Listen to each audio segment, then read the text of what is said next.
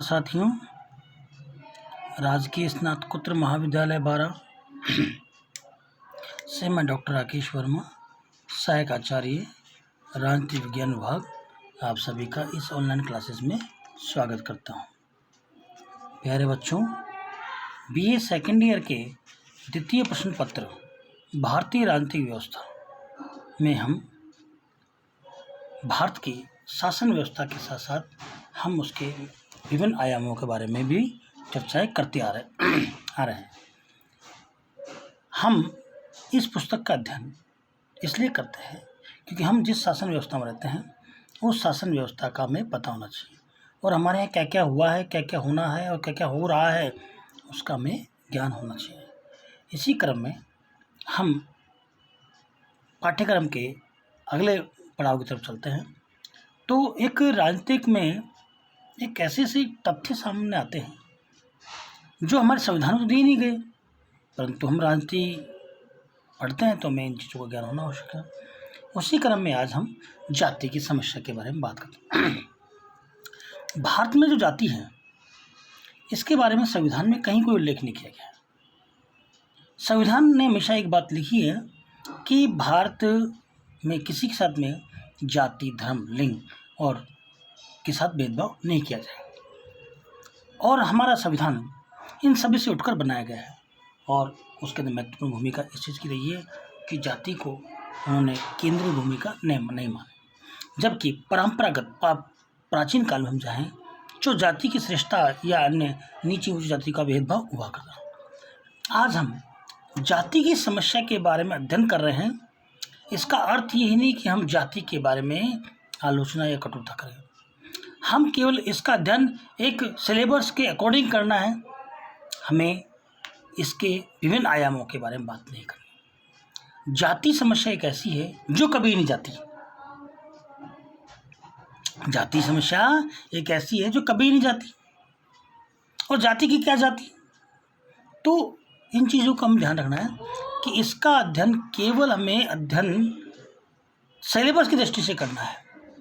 इसका अन्यत्र इसका उपयोग किसी रूप में मान्य नहीं है और न ही हमें करना है। जाति को देश का बंटवारा एक कीड़ा कहा जा सकता है। हमें जाति के बारे में ज़्यादा चर्चा नहीं करनी, केवल उतनी चर्चा करनी जितनी हमें किताब में सिलेबस में दी गई है, जिससे हम अंक प्राप्त कर सकें।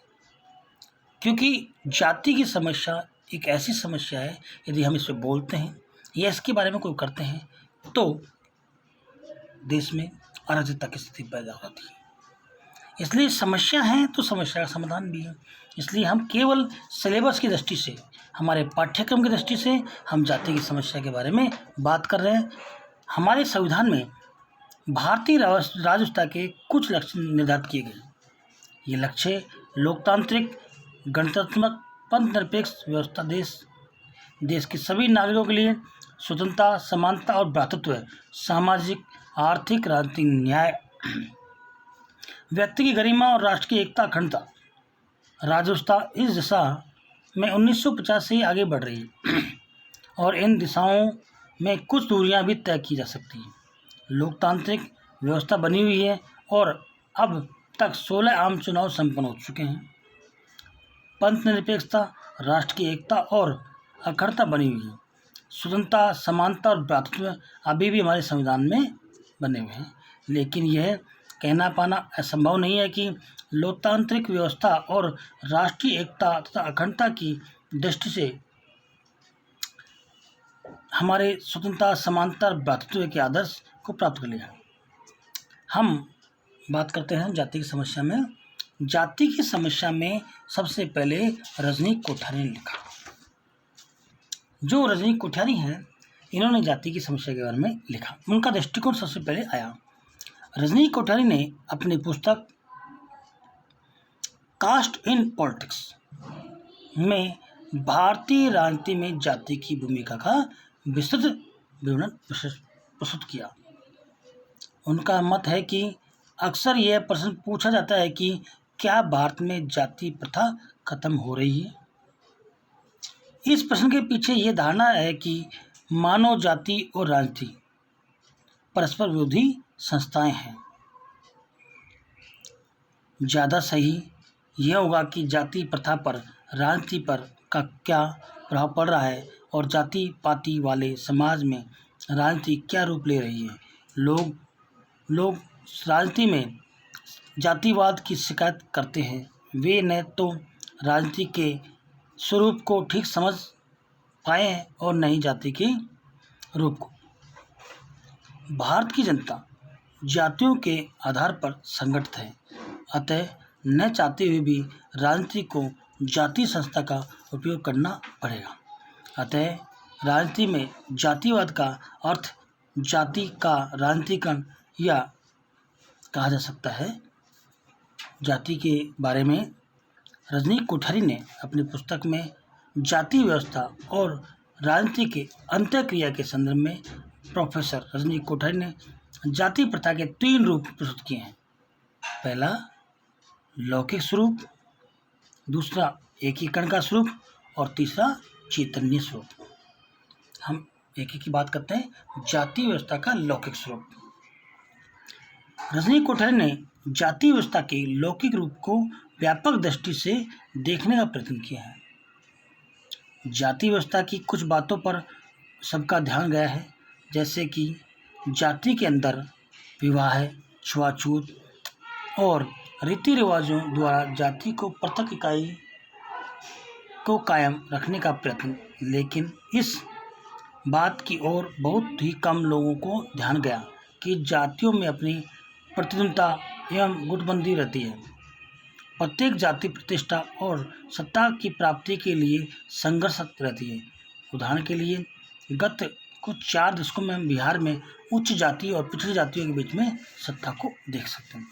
रजनी कोठारी का यह भी विचार है कि देश की राजनीति पर किसी एक जाति का प्राधान्य नहीं हो सका, क्योंकि कुछ स्थानों पर ब्राह्मणों का वर्चस्व था तो कुछ प्रदेशों में जैसे गुजरात, मारवाड़ में जैन और वैष्णव जैन जैसे संप्रदायों के हाथ में आर्थिक शक्ति रही थी।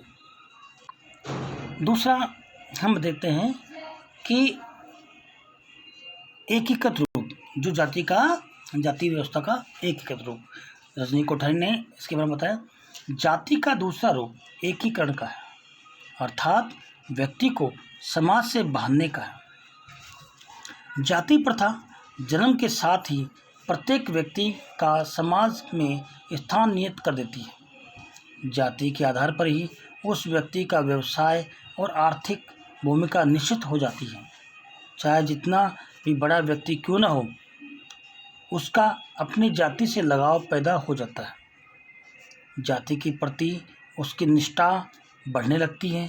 यही निष्ठा आगे चलकर बड़ी निष्ठाओं अर्थात लोकतंत्र और राजनीतिक व्यवस्था के प्रति भी विकसित हो जाती है। इस प्रकार जातियां जोड़ने वाली कड़ियां बन जाती हैं। लोकतंत्र के अंदर विभिन्न समूहों में शक्ति के लिए प्रतिबद्धता होती है और विभिन्न जातियों में आपस में मिलजुल कर गठजोड़ बनाने की प्रवृत्ति उत्पन्न होती है ताकि वे सत्ता का लाभ कर सकें। जाति व्यवस्था का चैतन्य रूप। रजनी कोठारी ने जाति प्रथा का तीसरा कौन सा रूप बताया? चैतन्य रूप, चैतन्य बोध का। कुछ जातियां अपने को उच्च समझती हैं और कुछ इस कारण समाज में उनकी विशेष प्रतिष्ठा होती है। इस कारण कुछ निम्न समझी जाने वाली जातियां भी अपने को उनसे साथ जोड़ने की चेष्टा करती हैं। क्षत्रिय वर्ग के साथ जो प्रतिष्ठा जुड़ी हुई है, उसके कारण देश के विभिन्न भागों में अनेक जातियों ने इस वर्ण का दावा किया है कि कुछ जातियों ने इसी प्रकार ब्राह्मण पद का भी दावा किया। राजनीतिक, आर्थिक, सामाजिक स्थिति में परिवर्तन के परिणाम स्वरूप जाति विशेष की स्थितियों में बदल गई है। सामाजिक व्यवस्था में अलग अलग स्तर पर अलग अलग रूप धारण करने का जाति व्यवस्था लोप और परिवर्तनशील आ जाती है। अगला, शक्ति और प्रभाव की प्रतिस्पर्धा ऊंची जातियों तक सीमित है। प्रोफेसर रजनी कोठारी ने जाति के राजनीतिकरण की चर्चा करते हुए इससे पुराना समाज नई राजनीतिक व्यवस्था के बीच में लाया है। शक्ति और प्रभाव की प्रतिष्ठा ऊंची जाति तक सीमित है। भारत का पुराना समाज जब नई व्यवस्था के संपर्क में आने लगा तो सबसे पहले शक्ति और प्रभाव की प्रतिस्पर्धा समाज की प्रतिष्ठा और जमी हुई जातियों तक सीमित रही। जिन जातियों ने उच्च शिक्षा प्राप्त करके आधुनिक बनाने का प्रयत्न किया, वे प्रतिष्ठा जातियों के समक्ष आने लगी। इन जातियों ने अधिकार और पद प्राप्त करने के लिए अपना राजनीतिक संगठन बनाया, जिससे दो ऊंची जातियों में प्रतिस्पर्धा और प्रतियोगिता बढ़ने लगी। अगला, जाति के अंदर प्रतिस्पर्धा और गुटबंदी। रजनी कोठारी लिखते हैं इसमें, इस चरण में विभिन्न जातीय प्रतिस्पर्धा के साथ साथ जाति के अंदर भी प्रतिस्पर्धा गुट बन जाते हैं। प्रतिद्वंदी नेताओं के पीछे गुट बन जाते हैं। इन गुटों में विभिन्न जातियों के लोग होते हैं। अपना गुट मजबूत करने के लिए जातियों को भी सहायता ली जाती है जो अब तक के दायरे से बाहर थी। चुनाव में समर्थन प्राप्त करने के लिए नीची जातियों के प्रमुख लोगों को छोटे राजनीतिक पद और लाभ के कुछ हिस्सा देकर प्रतिस्पर्धावादी नेता अपना गुट मजबूत करने का प्रयत्न करते हैं। जहां इस प्रकार मुखियाओं को इनाम और पद देकर इन जातियों का समर्थन प्राप्त करना संभव नहीं हुआ, वहाँ विभिन्न जातियों और उपजातियों में आपसी प्रतिस्पर्धा पैदा करके उनका संगठन बनाने की और उन संगठनों के माध्यम से बिचौलियों द्वारा समता करने की कोशिश की गई। इसमें ये देखा गया कि प्रशासनिक में जातियों और नेताओं के बजाय व्यवसायी और कृषक जातियों के नेताओं और कार्यकर्ताओं की संख्या बढ़ी है। ये नेता सौदा पटाने में कुशल थे, ज़्यादा व्यवहारिक थे और अपने वर्ग और जाति के लोगों का नेतृत्व कर सकते थे। जाति बंधन ढीले पड़ना और राजनीति को व्यापक आधार मिलना। रजनी कोठारी के अनुसार तीसरे चरण में एक और राजनीतिक मूल्यों की प्रधानता हुई। जाति पाति से लगाव कम हुआ। वहाँ दूसरी और शिक्षा, नए शिल्प और शहरीकरण के कारण समाज में परिवर्तन आया।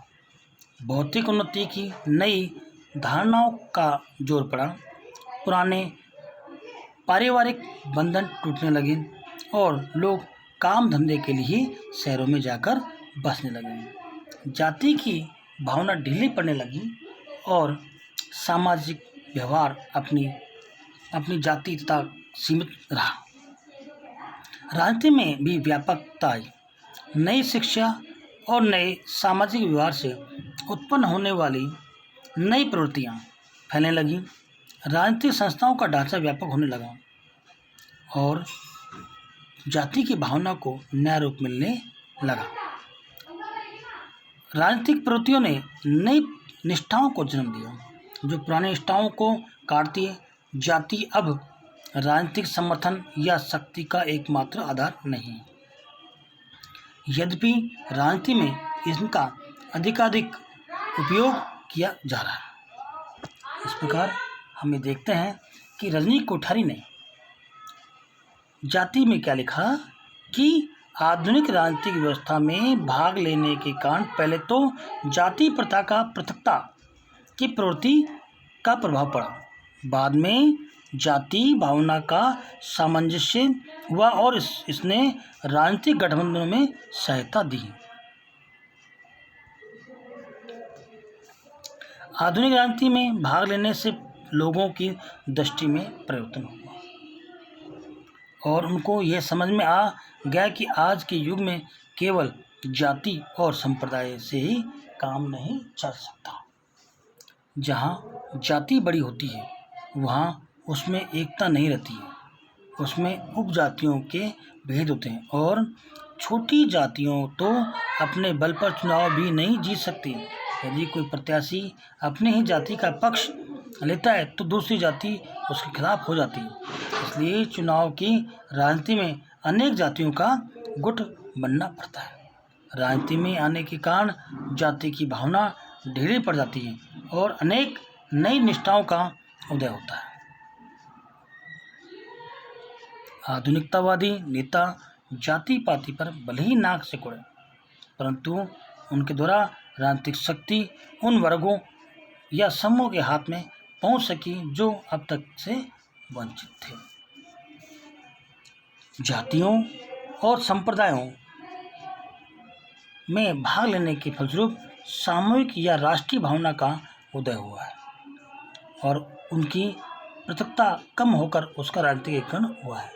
इस प्रकार हमने आज बात की कि जाति के आधार पर संघ और संगठन बनाते हैं। कैसे हैं कि जैसे कायस्थ महासभा, रैगर महासभा, मेघवाल महासभा, क्षत्रिय महासभा, ब्राह्मण महासभा, है ना, कलाड़ महासभा या अन्य जिस प्रकार की जातियाँ हैं उन्होंने अपने संगठन बना लिए। जातीय संगठनों ने भारत में राजनीति में वही भाग लिया है जो पश्चिमी देशों में विभिन्न हितों व वर्गों के संगठनों ने लिया था। आज की कक्षा में इतना ही। सभी का इस ऑनलाइन क्लासेस में अध्ययन करने के लिए धन्यवाद। Thanks for all. अगली कक्षा में आपसे पुनः मुलाकात होगी अन्य अधिक टॉपिक के लिए। सभी का धन्यवाद। थैंक्स।